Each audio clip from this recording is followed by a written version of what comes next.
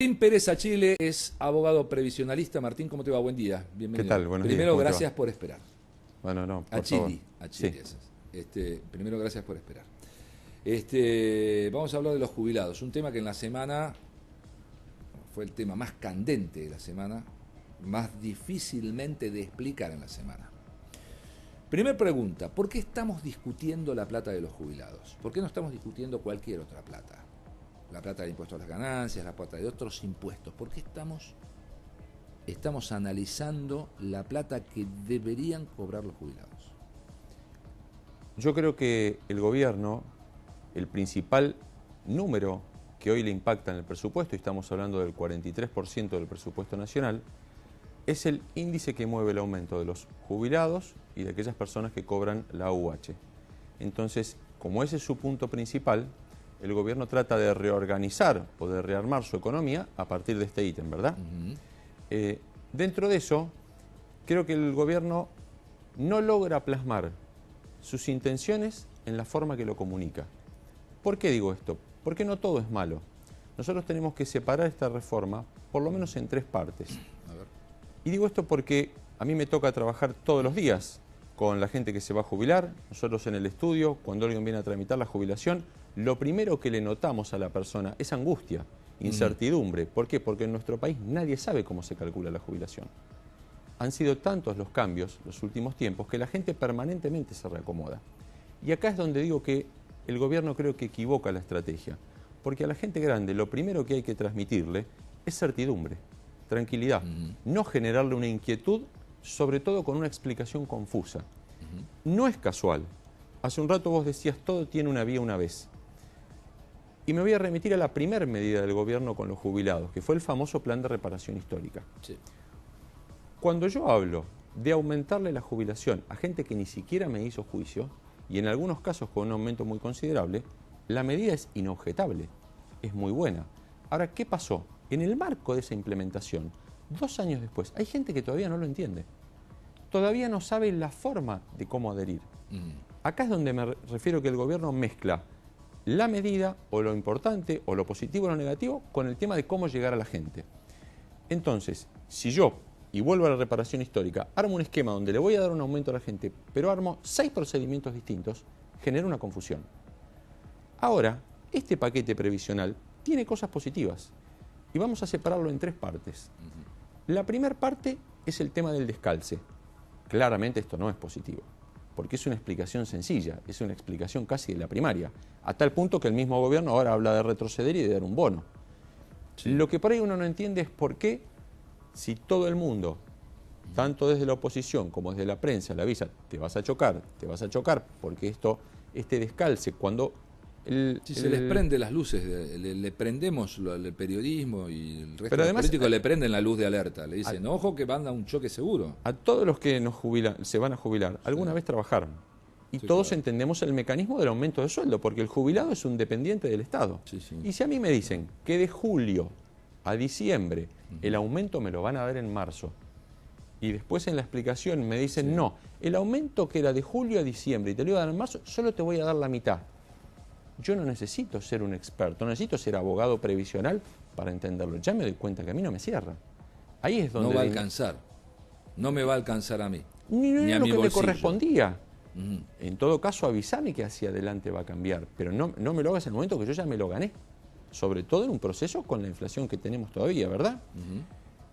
Este es el punto del descalce. Creo que no hay forma, no cerraba, no da, y por eso se anuncia el bono. Segunda parte, el tema del índice. Cuando yo hablo de la reforma, ¿sí? Y me pongo a discutir, y esto es una discusión abierta, nosotros tenemos un sistema en el cual pagamos de acuerdo a lo que tenemos. Sí, claro. Entonces, yo no sé si va a ser desfavorable lo de la inflación. ¿Cómo podemos predecirlo en un país que tantos años ha tenido inflación e hiperinflación? Entonces ahí estoy haciendo futurología. Vaya adelante de la inflación. Decir, sí creo. Esa promesa del gobierno que dice que la jubilación va a ir por delante de la inflación. No puedo decirlo ni en forma positiva ni en forma negativa, porque históricamente la inflación para nosotros siempre ha sido muy alta.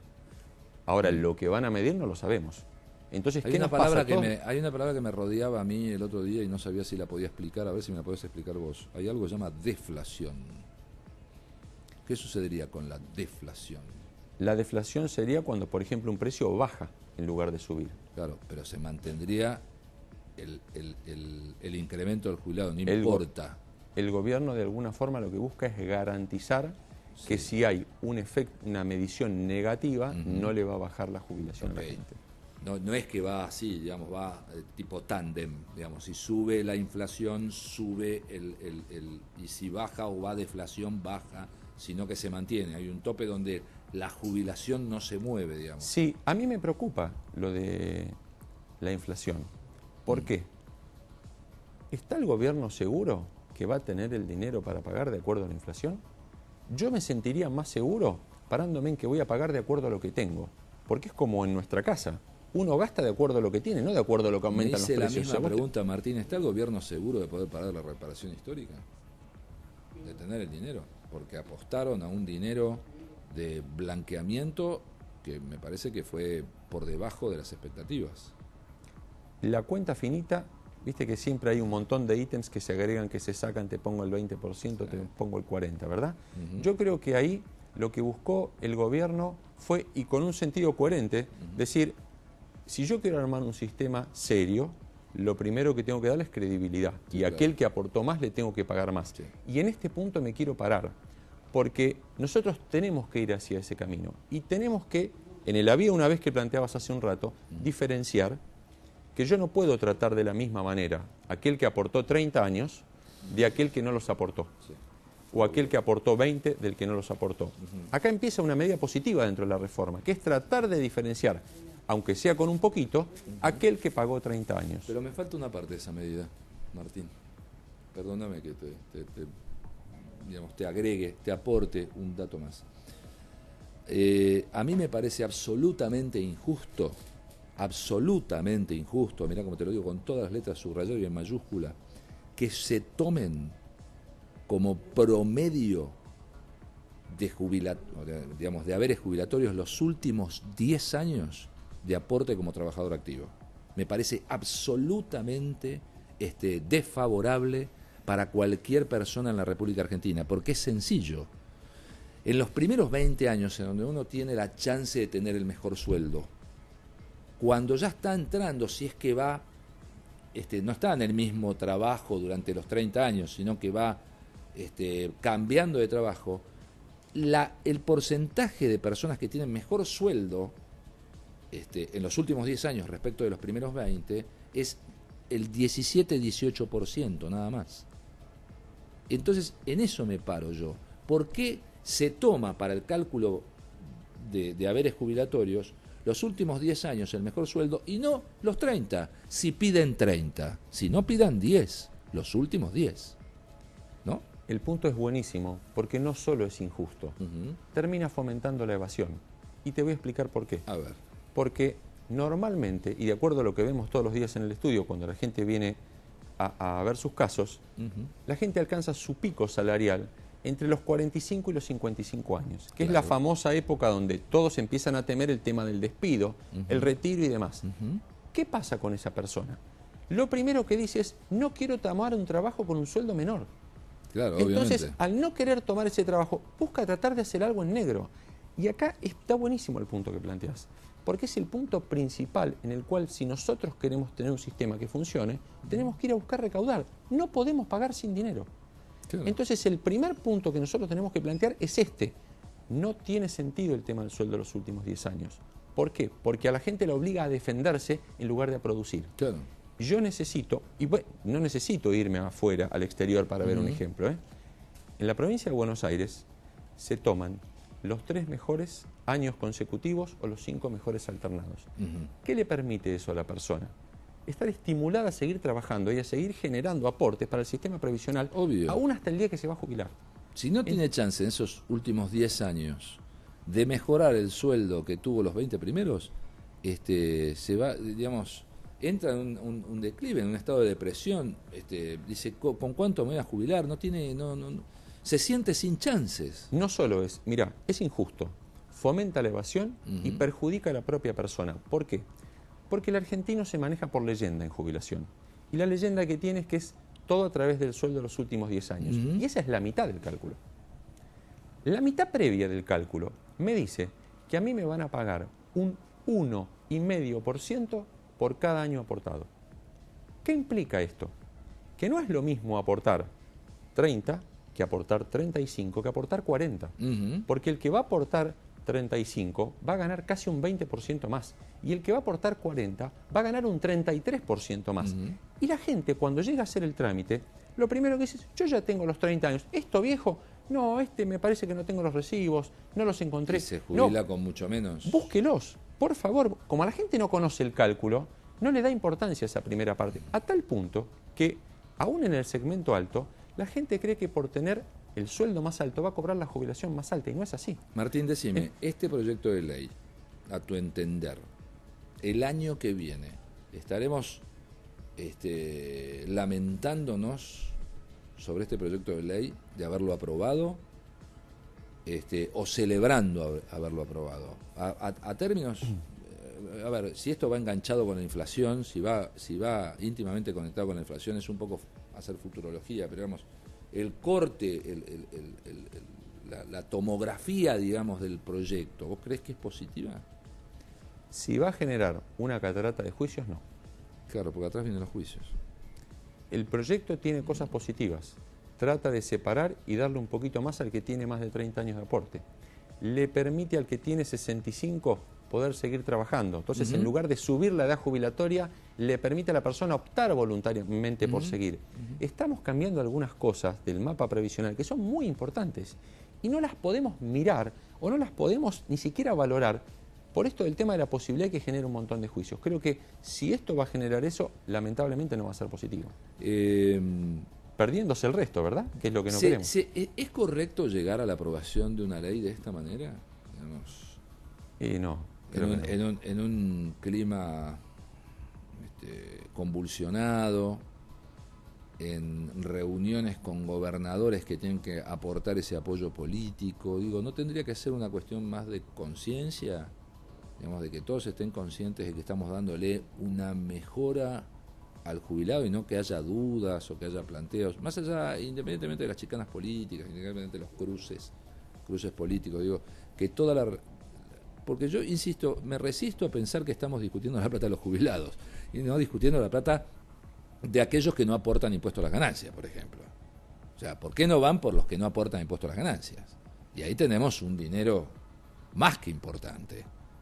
¿O por qué no le hacen aportar ganancias a personas que hoy ganan muchísimo y pagan, o sea, justifican muy poco y pagan muy poco de ganancias?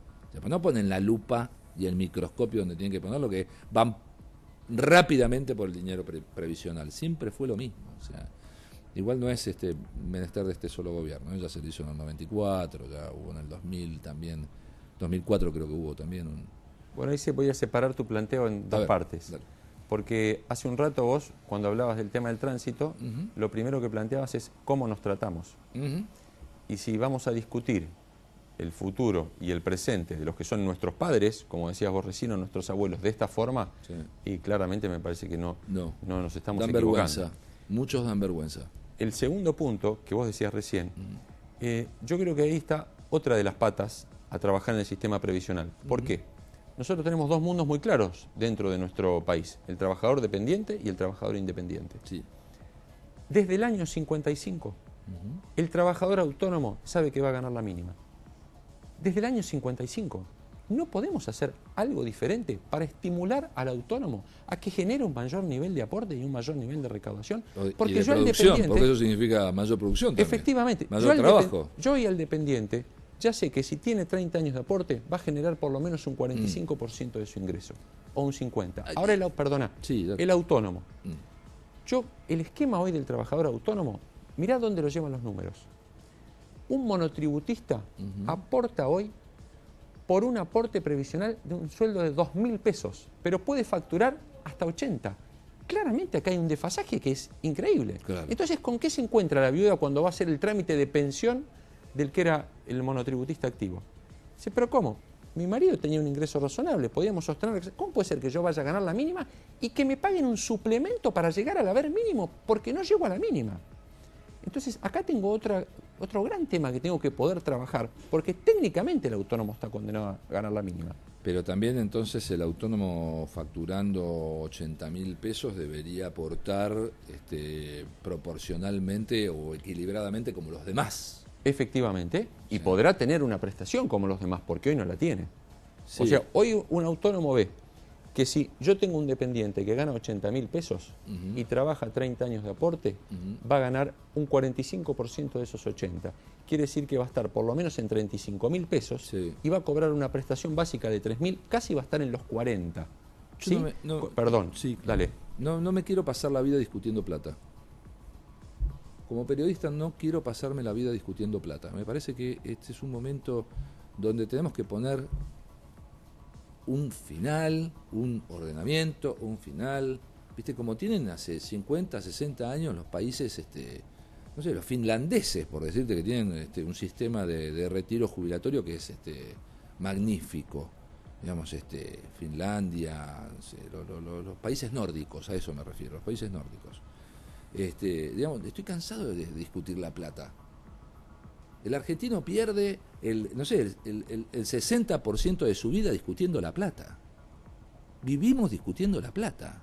Desde el precio del yogur hasta cuándo van a jubilar los jubilados. ¿No podemos tener tranquilidad alguna vez? Vos ahí nos hablabas de algún país del exterior y yo creo que nuestra situación es completamente diferente, ¿no? Ujú. Primero, en lo geográfico. Ujú. Nosotros no tenemos un país chico y con una composición homogénea, Ujú. que sea parejo, que lo podamos ordenar claro, por de una supuesto. manera sencilla. Nosotros tenemos un país muy heterogéneo. Sí, señor. Entonces, dentro de eso, y volviendo al sistema previsional, yo creo que lo primero que nos tenemos que plantear es que no podemos tener un sistema único para todos.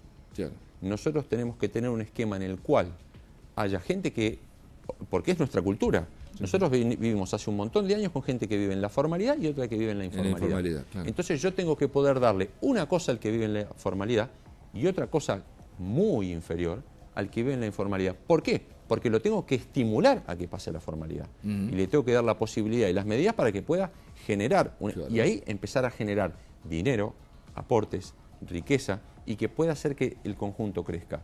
Yo creo que en eso no podemos buscar un enlatado de afuera. Tenemos que ver nuestra propia realidad y ver de qué forma podemos integrar estos dos mundos que tenemos tan separados, ¿verdad? Porque no nos tenemos que olvidar que todos estamos en el mismo lugar. Y tenemos que buscar un esquema en el cual los que están en el marco de la formalidad puedan ayudar a los de la informalidad a ordenarse y generar un esquema parejo. Si no, termina siendo lo del otro día, una tranquilo que batalla. después de esto va a cobrar más. Tenemos como... Es impredecible. Claramente el descalce no lo favorece. Lo de la inflación o no, no lo podemos decir. ¿Y el bono? Ahora viene el bono, porque, digamos, hicieron un paso para adelante y tres para atrás. Uno para adelante y tres para atrás. Fue llamativo observar cómo se movía la política, ¿no? Cómo las fuerzas políticas iban... Porque si uno se eleva y observa todo el movimiento desde el ingreso de múltiple información, ¿no? De teñida con un color político u otro, te das cuenta cómo quisieron poner una audiencia parlamentaria, una sesión parlamentaria, en un momento donde, aparte que fuera extraordinaria para tratar una ley determinada, y tuvieron que, por los violentos, porque fue por los violentos, no me cabe la menor duda, porque podría haber habido una moción pacífica de no hacerlo, pero por los violentos se tuvo. Pero después fueron por el bono y dijeron, bueno, no, entonces ahora el bono, no, primero dije, el bono no, el DNU. Dijeron el DNU y dijeron, no, ahora el DNU lo vamos a encarpetar, ¿no? Porque fueron para adelante con una idea y cuando se dieron cuenta que el panorama estaba en llamas, dijeron, no, el DNU, bueno, no, lo vamos a encarpetar, como que querían sacar la ley por DNU y la encarpetaron. Y ahora apareció el bono, como una especie de... Ya lo había anticipado Lilita, cuando pide que se levante la sesión. Habla de la compensación. O sea, ya pareciera que Lilita tenía esa idea que dicen que estaba siempre sobre la mesa. Este bono, primero, ¿de cuánto es? ¿Se sabe? Se está hablando de una cifra hasta los que ganan menos de 10.000 pesos. Pero vuelvo a tu frase de había una vez. Hace un ratito tratábamos de explicar cómo se calcula la jubilación. ¿De dónde viene esto? El tema de tocar la plata de los jubilados. Hay un pacto, una coparticipación. Es lo que supuestamente acordaron los gobernadores. ¿Pueden explicar qué acordaron? ¿Pueden explicar qué van a hacer? Porque si ahora me van a pagar el bono, es porque dinero había. No es que no había. Por lo menos en el tramo del descalce. Está siendo capcioso. Entonces, claro, yo quiero ir a la vía una vez que vos me planteás. ¿Me lo pueden explicar? Porque por ahí el fin es bueno.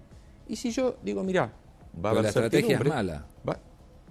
Vuelvo a la reparación histórica. Le dieron un aumento, en algunos casos muy bueno, en otros intermedio, en otros bajo, a un montón de personas. No lo explicaron. Hoy la gente no puede entender qué es lo que le pagaban. Sí, pobres abuelos, Ni andaban aún, con una peregrinación.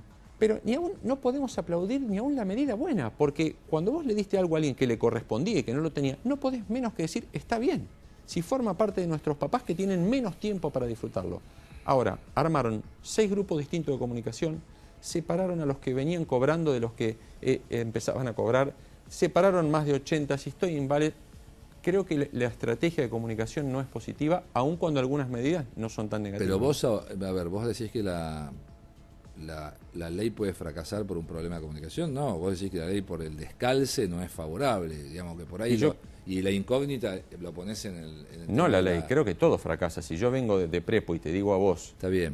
Es como te pasó hoy a la mañana. Vos saliste hoy 6 a la mañana. Sí, me vinieron de prepo a decirme no vas a llegar al trabajo. Claro, pero nadie te avisó cuando prendiste la radio. Dijo, no, mirá, un cartel en Panamericano donde uno paga el peaje. No tienen que ser los periodistas los que me avisen, tiene que ser el Estado que me tiene que avisar que hay un problema en la pista. O el cartel de Panamericano donde vos pagás peaje, apenas subís, demora en tal lugar, baje en tal otro para poder llegar. Por tal lugar. ¿Cómo lo hubieras tomado vos? Absolutamente diferente. Obvio. Y si cuando hiciste la reparación histórica te hubieran avisado, mirá que la fórmula que tenemos hoy no nos sirve para replantear el país, no nos sirve para, así como vos tenés esta parte, para replantear esta otra obra en otro lugar. Quizá vos lo hubieras tomado de otra forma. La forma es equivocada. De prepo claramente a ninguno nos gusta que nos traten, ¿verdad? No, yo creo que de prepo no sacan ninguna ley. Y ahí se armaron la tormenta perfecta, porque a fin de año, con todos los focos en el medio, forzar una sesión. Venían de una pequeña tormenta que fue lo del tema de impuestos a las ganancias. Dijo, todo el mundo paga impuestos a las ganancias del medio aguinaldo. Ya generaron una pequeña tormenta, una lluvia. Y entraron de lleno. Ahora, hay algunos que sospechan que esto, digamos, de alguna manera está previsto, digamos. El impacto y la respuesta está prevista. Quien coloca una situación en el país, por lo menos creen que el actual gobierno coloca esta situación y tiene calculado el impacto. No es que se los toma por sorpresa, que saben que van a tener una resistencia frente a esto. Cosa que, de alguna manera, vos me decís, si de prepo quieren introducir un proyecto de ley, obviamente que va a haber, y con poca comunicación. Yo no sé, yo no quiero discutir plata. Estoy cansado, quiero discutir otras cosas, quiero discutir proyectos, obras, cómo va a ser mejor la Argentina dentro de 20 años, y no siempre estar discutiendo el pesito para acá, pesito para allá. Gracias, Martín, por venir, en serio, has sido muy gentil, muy generoso en esperarme. Y te queremos lo más rápido posible acá. Nico, que venga la semana que viene, el sábado que viene, que venga, porque después del lunes te vamos a necesitar de vuelta, para que nos explique qué fue lo que pasó. Que se aprobó, que no se aprobó, porque el bono, decís, por debajo de 10.000, y los demás, nada. No sabemos. Silencio, no sabemos, o sea, no sabemos. Pero, y empezamos con lo mismo. No sabemos. ¿Podemos explicar desde que empieza esto, que acordamos en el pacto, por qué? ¿Qué es? Porque estamos redistribuyendo impuestos, estamos sacando una parte de ganar. ¿Y hacia dónde vamos? ¿Por qué no lo exponemos si es el futuro de todos? Esta parte creo que hay que transmitirla de otra manera, ¿verdad? Es un buen punto. La comunicación es fundamental. Y pensémonos en nuestros hijos. No toques el enchufe. No, o espero que lo toques y te pego. No, pero yo pienso en mis hijos y pienso en mí, que yo me voy a jubilar antes. Y vos también. Nos vamos a jubilar antes. ¿Qué es lo que nos espera? Gracias, Martín, por venir. Ha sido muy gentil. Pausa en 26 a la mañana. Enseguida volvemos.